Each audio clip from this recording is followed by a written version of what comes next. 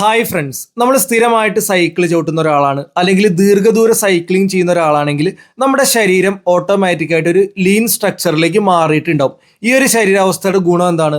നമ്മളൊരു ചെറിയ വണ്ടിയുടെ എഞ്ചിൻ എടുത്ത് ഒരു വലിയ വണ്ടിക്ക് വെക്കുന്ന പോലെ ഒരു അവസ്ഥയാണ്.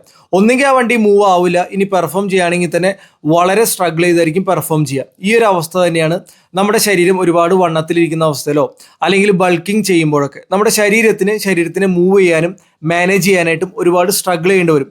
ഇനി നമ്മളൊരു ലീൻ സ്ട്രക്ചറിലേക്ക് മാറുമ്പോൾ ഒരു വലിയ വണ്ടിയുടെ എഞ്ചിൻ എടുത്ത് ചെറിയ വണ്ടിക്ക് വെക്കുന്ന പോലെ ആ എഞ്ചിനും കൂടെ ആ ശരീരത്തിനെ മാനേജ് ചെയ്യാനും മൂവ് ചെയ്യാനും വളരെ ഈസിയാണ്. ഒട്ടും സ്ട്രഗിൾ ചെയ്യേണ്ട കാര്യം, നമ്മുടെ ശരീരത്തിൽ കൊഴുപ്പില്ല, അതേപോലെ തന്നെ നമ്മുടെ മസിൽസ് ഒക്കെ സ്ട്രോങ് ആണ്.